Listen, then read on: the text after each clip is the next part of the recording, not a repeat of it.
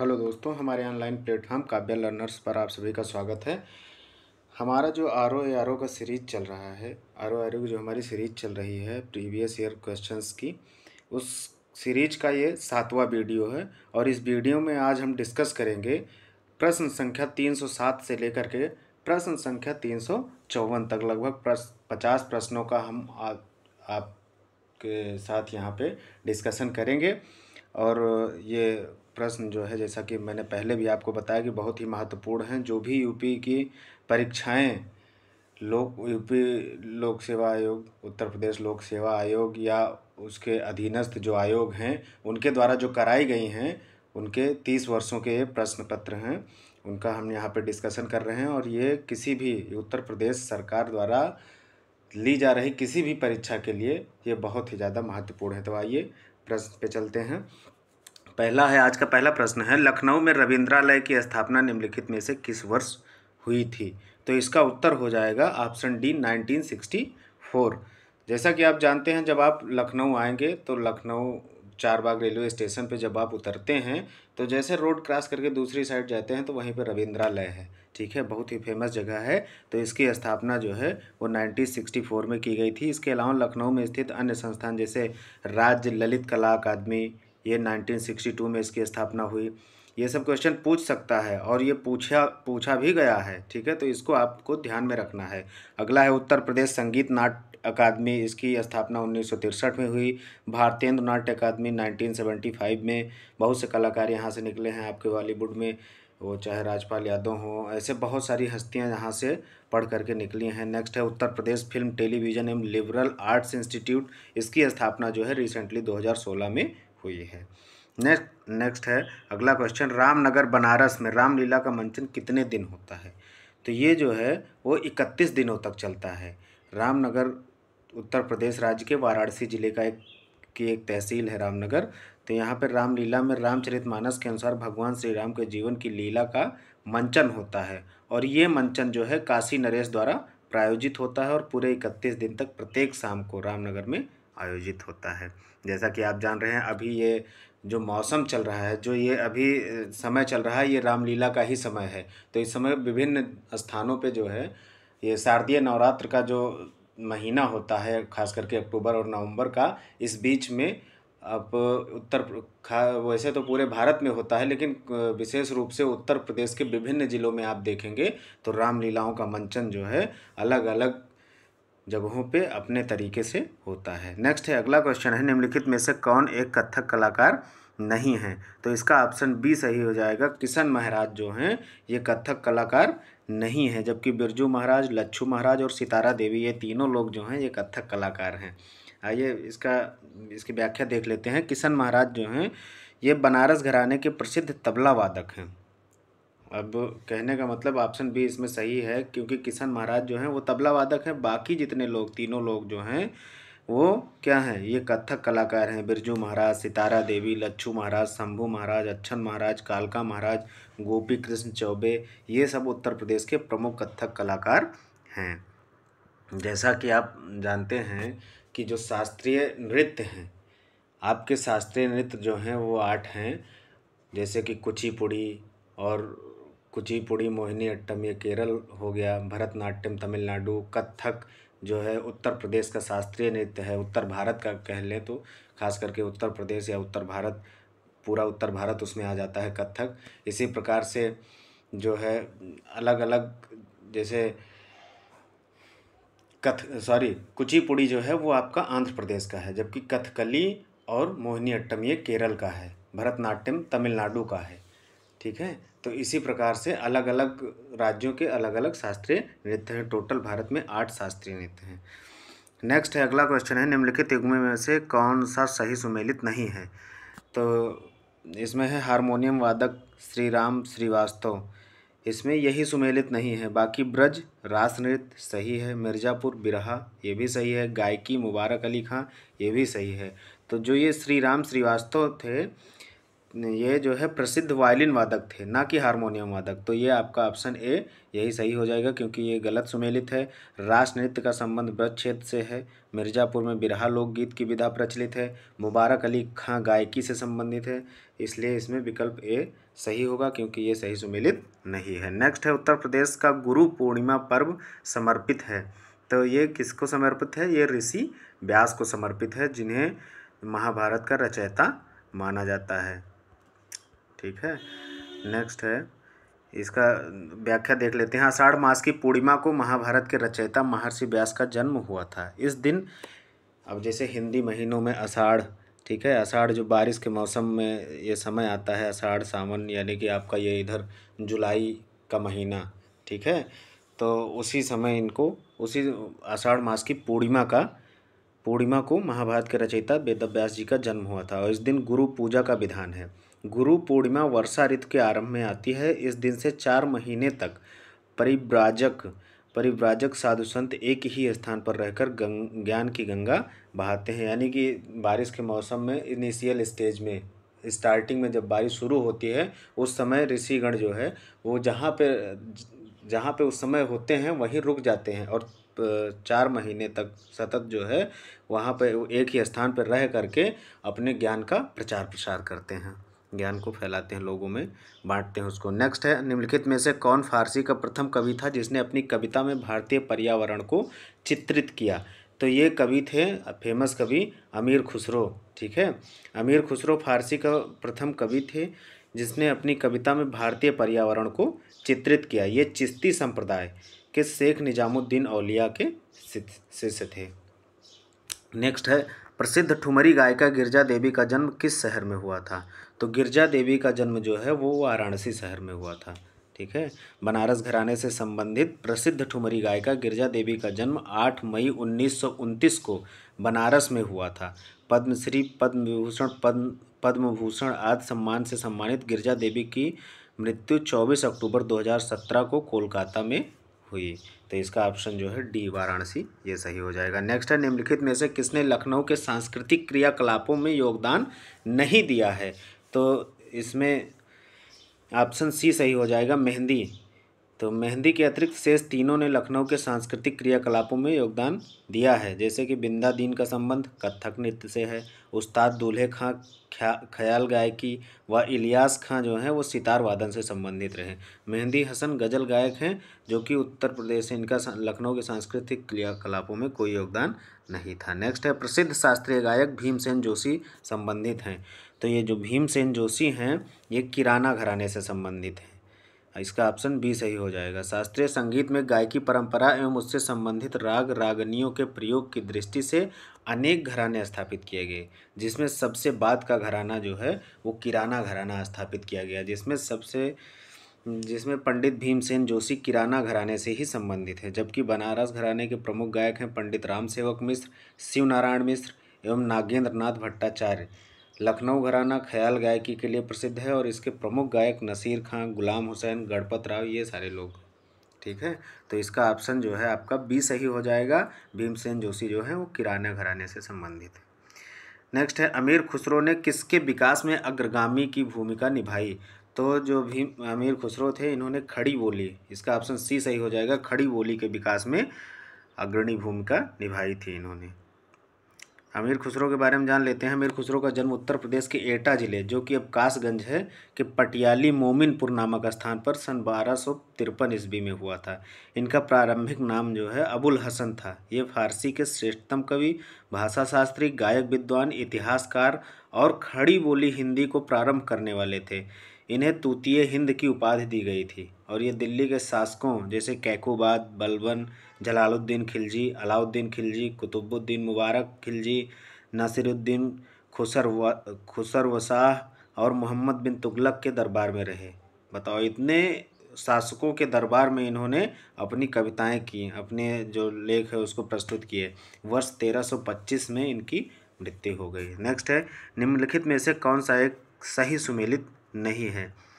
अमीर खुसरो एटा बिल्कुल सही सुमेलित है। मिर्ज़ा गालिब आगरा बिल्कुल सही है। नेक्स्ट है, जोश मलिहाबाद सही है। जिगर गोरखपुर ये गलत है। जिगर जो है वो मुरादाबादी थे। ठीक है, तो इसका ऑप्शन डी सही हो जाएगा क्योंकि ये गलत है। और गोरखपुर से ये जिगर मुरादाबादी गोरखपुर से संबंधित न होकर मुरादाबाद से संबंधित है। इनका वास्तविक नाम अली सिकंदर, जो कि 1890 से लेकर के 1890 में इनका जन्म हुआ और 1960 तक रहे ये 20वीं सदी के महत्वपूर्ण उर्दू कवि तथा गज़ल लेखक और गायक हैं। उनको आतिशी गुल के लिए 1958 में साहित्य अकादमी पुरस्कार मिला। 9 सितंबर 1960 को उनका देहांत गोंडा में हो गया। नेक्स्ट है, निम्नलिखित युग्मों में से कौन सुमेलित नहीं है? पहला है अमीर खुसरो एटा, बिल्कुल सही सुमेलित है। मिर्ज़ा गालिब आगरा, बिल्कुल सही है। जोश मलिहाबाद, सही है। राम प्रसाद बिस्मिल प्रयागराज, ये गलत है क्योंकि राम प्रसाद बिस्मिल का जन्म जो है वो शाहजहाँपुर में हुआ था और ये एक प्रसिद्ध स्वतंत्रता संग्राम सेनानी थे जिनका 1897 ईस्वी में उत्तर प्रदेश के शाहजहाँपुर जनपद में जन्म हुआ था, जिन्हें काकोरी डकैती कांड में पकड़े जाने पर अंग्रेजों ने फांसी की सज़ा दे दी थी। नेक्स्ट है, और इनको फांसी की सज़ा कहाँ होती? राम प्रसाद बिस्मिल को फांसी की सज़ा जो है वो गोरखपुर में हुई थी। नेक्स्ट है, उत्तर प्रदेश शासन ने संगीत रत्न पुरस्कार जिसकी स्मृति में प्रारंभ किया हुए हैं, तो ये संगीत रत्न पुरस्कार उत्तर प्रदेश शासन ने उस्ताद बिस्मिल्लाह खां के स्मृति में प्रारंभ किया है। उत्तर प्रदेश सरकार ने 21 अगस्त 2006 को लखनऊ में प्रख्यात शहनाई वादक बिस्मिल्लाह खान की स्मृति में संगीत अकादमी स्थापित करने का निर्णय किया। ध्यातव्य है कि 21 अगस्त 2006 को शहनाई वादन के ख्यातिलब्ध व्यक्ति बिस्मिल्लाह खां का 90 वर्ष की आयु में वाराणसी उत्तर प्रदेश में निधन हो गया। इनका जन्म 21 मार्च 1916 को बिहार के डुमरांव में एक शहनाई वादक परिवार में हुआ था।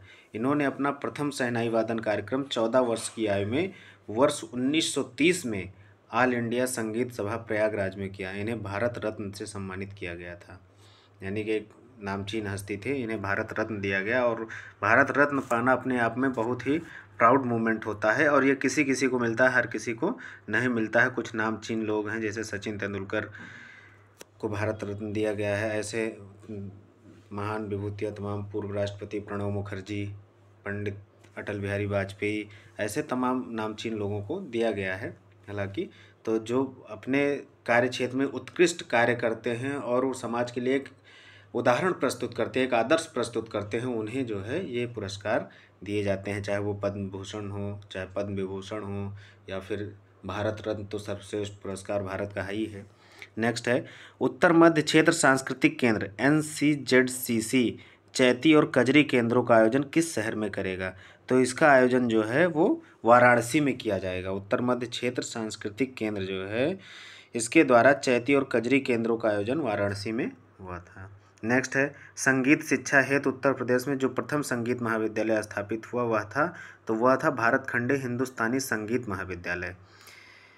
तो इसका ऑप्शन बी सही हो जाएगा। उत्तर प्रदेश का प्रथम संगीत महाविद्यालय लखनऊ में भारत खंडे हिंदुस्तानी संगीत महाविद्यालय के नाम से स्थापित किया गया। इसे उत्तर प्रदेश सरकार की सिफारिश पर केंद्र सरकार ने 24 अक्टूबर 2000 को डीम्ड विश्वविद्यालय का दर्जा प्रदान किया। नेक्स्ट है, सूची 1 को 2 से सुमेलित करना है। संस्थान के नाम दिए गए हैं, इनकी स्थापना वर्ष आगे आपको बताई गई है, इसमें बताना है सुमेलित करके कि कौन सा ऑप्शन सही होगा। तो इसमें भारत खंडे संगीत संस्थान 1926 बिल्कुल सही है। राज्य ललित कला अकादमी 1962 ये भी सही है। नेक्स्ट है, उत्तर प्रदेश संगीत नाटक अकादमी 1963 ये भी सही है। और भारतेंदु नाट्य अकादमी 1975 ये भी सही है। तो यानी कि ये चारों ऐसे सीक्वेंस में ही सुमेलित हैं, तो इसका ऑप्शन ए सही हो जाएगा। ABCD 1 2 3 4 यही सही है। नेक्स्ट है, और ये सारे चारों संस्थान जो दिए हैं ये चारों लखनऊ में स्थापित हैं। नेक्स्ट है, उत्तर मध्य क्षेत्र सांस्कृतिक केंद्र निम्नलिखित में से किस स्थान पर अवस्थित है? तो ये है आपके प्रयागराज में। पहले का इलाहाबाद, आज का प्रयागराज, यहीं पे उत्तर मध्य क्षेत्र सांस्कृतिक केंद्र जो है ये स्थित है। कुछ और अन्य सांस्कृतिक केंद्रों के नाम यहाँ पे बताए गए हैं, जैसे उत्तर क्षेत्र सांस्कृतिक केंद्र ये पटियाला में है पंजाब में। पूर्वी क्षेत्र सांस्कृतिक केंद्र शांति निकेतन में है कोलकाता में। शांति निकेतन आप जान रहे हैं गुरुदेव रविन्द्रनाथ टैगोर का विश्वविद्यालय है, उनके द्वारा स्थापित किया गया। नेक्स्ट है, दक्षिण क्षेत्र सांस्कृतिक केंद्र तंजावुर तमिलनाडु में है। पश्चिम क्षेत्र सांस्कृतिक केंद्र उदयपुर राजस्थान में है। उदयपुर जिसे सिटी ऑफ लेक कहा जाता है, झीलों का शहर, बहुत खूबसूरत है उदयपुर। कभी आप लोगों को मौका मिले तो जाइएगा, मैं तो जा चुका हूँ उदयपुर, और वहाँ पे आपको बहुत मतलब लगभग 50 की संख्या में कृत्रिम झीलें मिलेंगी और इतने मनमोहक दृश्य हैं उदयपुर के। तो आप जाइए एक बार, राजस्थान जाइए तो उदयपुर जाइए, जिसे सिटी ऑफ लेक कहा जाता है, झीलों का शहर, बहुत बढ़िया है। नेक्स्ट है उत्तर पूर्व क्षेत्र सांस्कृतिक केंद्र, ये दीमापुर नागालैंड में है। और सबसे लास्ट है दक्षिण मध्य क्षेत्र सांस्कृतिक केंद्र, ये नागपुर महाराष्ट्र में है। नेक्स्ट क्वेश्चन है हाथरस एवं कानपुर में परंपराओं का संबंध है। तो हाथरस एवं कानपुर में परंपराओं का संबंध रंगमंच से है, इसका ऑप्शन ए सही हो जाएगा, क्योंकि ये नौटंकी रंगमंच से संबंधित है कानपुर और हाथरस। ठीक है, तो ये रंगमंच से है। फिलहाल इसका जो है, इस प्रश्न का उत्तर आयोग ने सी माना था, लोक नृत्य, क्योंकि आप कह सकते हैं नौटंकी जो है वो लोक नृत्य उत्तर प्रदेश का भी है, और वैसे रंगमंच भी इसे हम कह सकते हैं, लेकिन आयोग ने फिलहाल इसे लोक नृत्य माना था। नेक्स्ट है उत्तर प्रदेश में होली के त्यौहार पर लठमार होली कहाँ मनाई जाती है। तो ये बरसाना में मनाई जाती है। आप लोग जानते हैं कि बरसाने की होली बहुत ज़्यादा फेमस है और लोग काफ़ी दूर दूर से आते हैं बरसाना में होली खेलने के लिए।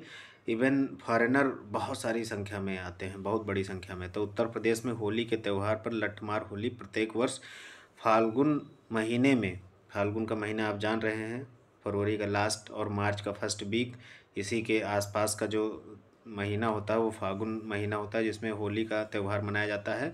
तो मथुरा के बरसाना में मनाई जाती है। मथुरा में यमुना महोत्सव चैत्र मास के षष्ठी को विश्राम घाट पर मनाया जाता है। नेक्स्ट है यहाँ पे लोकगीत दिया गया है और उसका क्षेत्र बताया गया है, आपको इसको सुमेलित करना है। तो इसमें बिरहा, बिरहा जो है ये पूर्वांचल में ज़्यादा गाया जाता है। ठीक है, तो ए का हो जाएगा 3। नेक्स्ट है रसिया, रसिया ब्रजभूम का लोकगीत है, तो बी का 1 हो जाएगा। आल्हा, आल्हा बुंदेलखंड का है। ठीक है, आल्हा उदल बुंदेलखंड का जो क्षेत्र है यहीं पैदा हुए थे महोबा।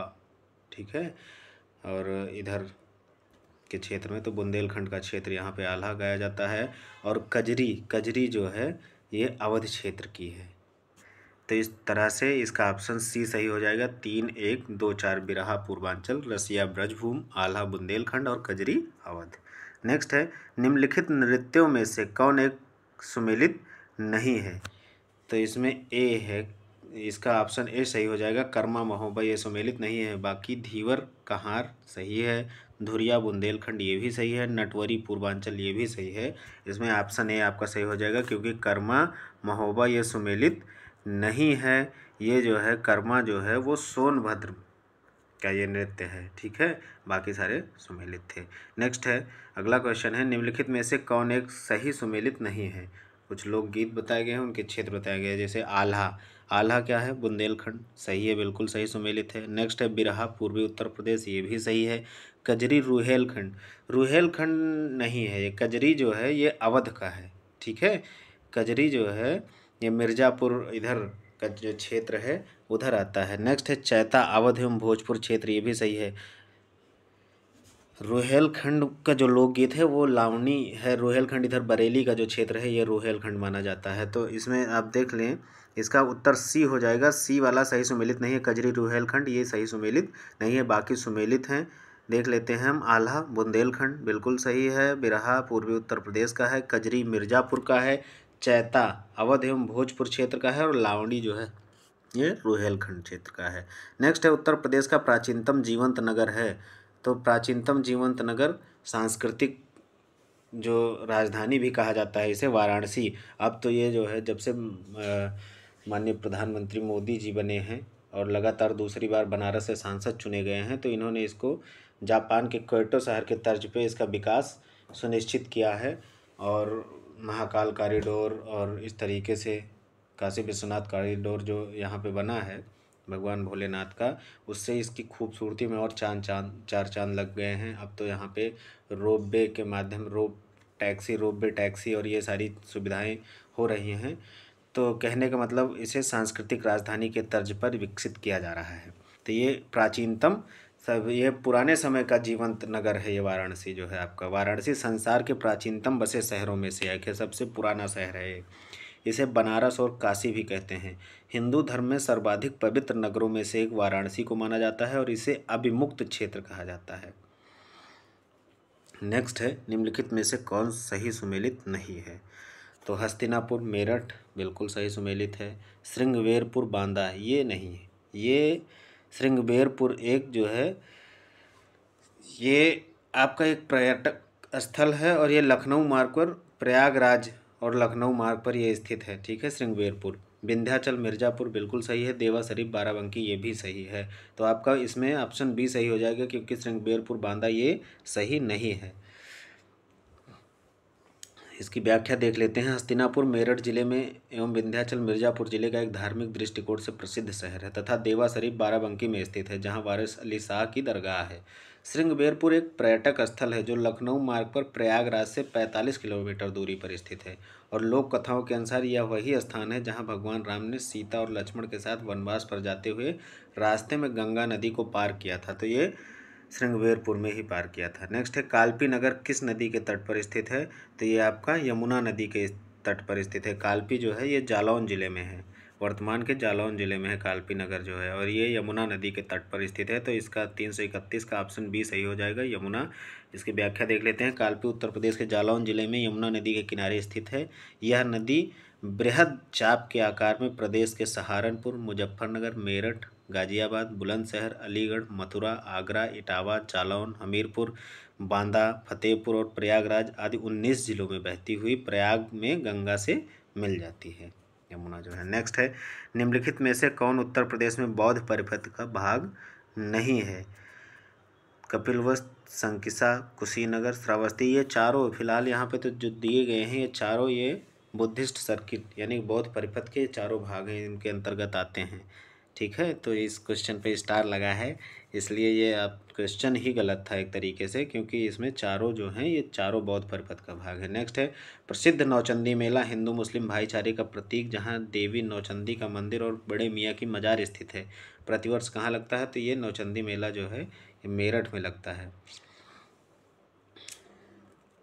नेक्स्ट है, निम्नलिखित स्थानों में से कहाँ शाकंभरी देवी मेले का आयोजन किया जाता है? तो ये आपका सहारनपुर में किया जाता है। ये क्वेश्चन कई बार कई विभिन्न परीक्षाओं में पूछा गया है। शाकंभरी देवी के मेले का आयोजन सहारनपुर में होता है। इसका ऑप्शन डी सही हो जाएगा। जबकि विंध्याचल में नवरात्र के अवसर पर विंध्यवासिनी धाम पर बहुत विशाल मेला लगता है और वाराणसी में प्रसिद्ध बाबा विश्वनाथ शिव जी का मंदिर स्थित है। नेक्स्ट है, विख्यात भारत माता मंदिर कहाँ स्थित है? तो इसका ऑप्शन बी सही हो जाएगा, ये वाराणसी में स्थित है। जबकि प्रयागराज में अकबर का किला यमुना नदी के किनारे स्थित है। वह मेरठ में प्रसिद्ध नौचंदी धाम है और लखनऊ में इमामबाड़ा है। नेक्स्ट है, हिंदू मुस्लिम एकता का प्रतीक सुलह कुल उत्सव उत्तर प्रदेश के किस जिले में आयोजित किया जाता है? तो सुलह कुल उत्सव जो है ये हिंदू मुस्लिम एकता का प्रतीक है और ये आगरा में आयोजित किया जाता है। नेक्स्ट है, निम्नलिखित में से कौन सा युग्म सुमेलित नहीं है? पहला है वृंदावन मंदिर मथुरा, बिल्कुल सही है। जेके मंदिर लखनऊ ये गलत है क्योंकि जेके मंदिर आपका कानपुर में है। विश्वनाथ मंदिर वाराणसी सही है। देवी पाटन मंदिर तुलसीपुर बलरामपुर, तुलसीपुर जो है ये बलरामपुर में है। ठीक है, बलरामपुर जिले में। तो ये आपके सारे सुमेलित है, बस केवल ऑप्शन बी सुमेलित नहीं है क्योंकि जेके मंदिर जो है वो लखनऊ में ना होकर के कानपुर में स्थित है। नेक्स्ट है, निम्नलिखित में से कौन एक सही सुमेलित नहीं है? पहला है, कबीर पंथियों का पवित्र तीर्थ स्थल मगहर सही है बिल्कुल, क्योंकि कबीर दास जी जो है यही मृत्यु को प्राप्त हुए थे। हमेशा वो पूरा जीवन उन्होंने काशी में व्यतीत किया, लेकिन मरते समय जो है, क्योंकि लोग कहते थे कि ऐसा लोक मान्यताएं थी कि काशी में मरने वाले को सीधा स्वर्ग मिलता है। तो वो जो है कबीरदास थोड़ा सा वो अपना उनका अलग मिजाज था और बहुत बढ़िया व्यक्तित्व था उनका। तो उन्होंने कहा कि ठीक है हम जो है अपना कहीं अन्यत्र चले जाएंगे लेकिन काशी में नहीं रहेंगे। तो मगहर जो है ये आपका बस्ती के आसपास ये क्षेत्र पड़ता है मगहर का। तो ये यहाँ पे यानी कि मरते समय वो जब उन्हें एहसास हुआ, जब उनकी अवस्था जरा अवस्था में थे, वो वृद्ध अवस्था में, तो वो मगहर चले आए और मगहर को अब तो गवर्नमेंट ने बहुत अच्छी तरीके से विकसित किया है यहाँ पे। तो कबीर पंथियों का तीर्थ स्थल मगहर में है, बिल्कुल सही है। भगवान बुद्ध का निर्वाण स्थल कुशीनगर में है, बिल्कुल सही है। यहाँ पे इंटरनेशनल एयरपोर्ट अभी हाल ही में ये संचालित किया गया है। पहली फ़्लाइट श्रीलंका से आई थी।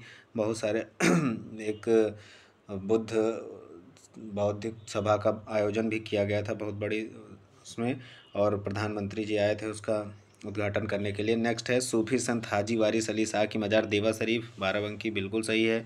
नेक्स्ट है 88,000 ऋषियों की तपस्थली संकीसा, ये गलत है क्योंकि ये 88,000 ऋषियों की तपस्थली जो है ये नैमिषारण्य धाम है जो कि सीतापुर ज़िले में स्थित है। तो इस तरह से इसका ऑप्शन डी सही हो जाएगा क्योंकि ये सुमेलित नहीं है। नेक्स्ट है निम्नलिखित में से कौन एक सुमेलित नहीं है। तो देवा बाराबंकी सही है, आल्हा महोबा बिल्कुल सही है, कजरी मिर्ज़ापुर ये भी सही है। इसका ऑप्शन सी यही आपका सही उत्तर हो जाएगा क्योंकि ये सुमेलित नहीं है। कर्मा मथुरा दिया गया है जबकि ये कर्मा लोकगीत है जिसका संबंध सोनभद्र और मिर्ज़ापुर ज़िले से है। नेक्स्ट है प्रतिवर्ष प्रसिद्ध सूफी संत हाजी वारिस अली शाह की मज़ार पर मेला लगता है और ये है आपका देवा शरीफ में जो कि बाराबंकी ज़िले में ये पड़ता है। नेक्स्ट है सूची 1 को सूची 2 से सुमेलित करना है, ठीक है। तो इसमें जो है गोविंद साहब का मेला जो है ये आजमगढ़ में लगता है। नेक्स्ट है कैलाश मेला जो है आपका ये आगरा में लगता है। अगला है सैयद सालार गाजी की मज़ार जो है ये बहराइच ज़िले में है और शाकंभरी देवी का जो मेला है ये सहारनपुर में लगता है। इस तरह से आपका पहला ए में हो जाएगा 3, बी में 4, सी में 1 और डी में 2। इस तरह आपका ऑप्शन बी सही हो जाएगा 3, 4, 1, 2। नेक्स्ट है इसमें भी सुमेलित करना है कनक भवन आपका अयोध्या में है जहां आप जानते हैं भगवान श्री राम, माता सीता, प्रभु लक्ष्मण, उनके पिताजी महाराज दशरथ, तो इन सब की यहाँ पे प्रतिमाएं स्थापित हैं। कनक भवन जाएंगे, बहुत सुंदर ये महल है कनक भवन, और यहाँ पे आपको एक भगवान की जो छटा देखने को मिलेगी, बहुत ही मनमोहक छटा है, ठीक है, विग्रह जो है। तो ये कनक भवन अयोध्या में है, आपका A4 हो जाएगा। कामादगिर पर्वत आपका जो है चित्रकूट में है। नेक्स्ट है कालिंजर दुर्ग बांदा में है और देवा शरीफ जो है बाराबंकी में है। इस तरह आपका ऑप्शन बी सही हो जाएगा। कनक भवन अयोध्या, कामादगिर पर्वत चित्रकूट, कालिंजर दुर्ग बांदा और देवा शरीफ बाराबंकी। नेक्स्ट है इसमें घटना है, और घटना क्या, ये मेला दिया गया है और मेले का क्षेत्र यहाँ पे जिला पूछा किस जिले में लगता है, किस क्षेत्र में लगता है। तो माघ मेला आपका लगेगा प्रयागराज में, ठीक है। कुंभ लगता है माघ के महीने में, ये जनवरी और फरवरी का महीना, दिसंबर लास्ट और जनवरी के फर्स्ट वीक में। तो माघ मेला जो है ये प्रयागराज में लगता है। नेक्स्ट है झूला मेला जो है ये वृंदावन में लगता है। पशु मेला आपका बटेश्वर में लगता है, बहुत ही मशहूर है बटेश्वर का पशु मेला। और देवा मेला जो है ये बाराबंकी में लगता है। इस तरह आपका ऑप्शन ए सही हो जाएगा। नेक्स्ट है अगला क्वेश्चन नंबर 344। इसमें भी सूची 1 को 2 से सुमेलित करना है। बटेश्वर, ऑप्शन ए है बटेश्वर का जो मेला है ये आगरा में लगता है। देवा मेला बाराबंकी में लगता है। हरिदास जयंती जो है ये वृंदावन में मनाई जाती है। और नौचंदी का मेला जो है ये मेरठ में लगता है। इस तरह आपका ऑप्शन डी सही हो जाएगा। बटेश्वर आगरा, देवा बाराबंकी, हरिदास जयंती वृंदावन और नौचंदी मेरठ। फिर यहाँ भी सुमेलित करना है। पशु मेला बटेश्वर में लगता है, सही है, इसका ए का 3 हो जाएगा।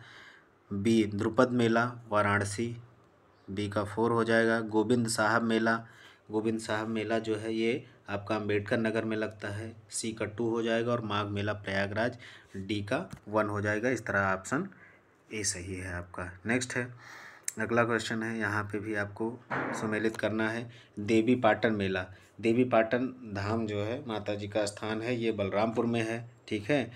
काम्पिल्य मेला जो है फर्रुखाबाद में है, तो काम्पिल्य मेला फर्रुखाबाद में हो जाएगा।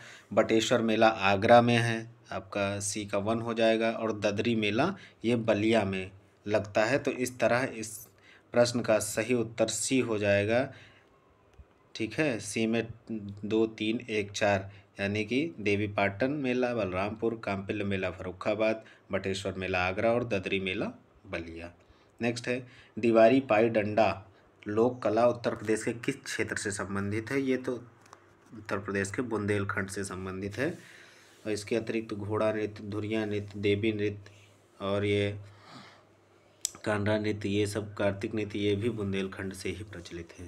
जबकि चरकुला व रास नृत्य उत्तर प्रदेश के ब्रज क्षेत्र में प्रचलित है।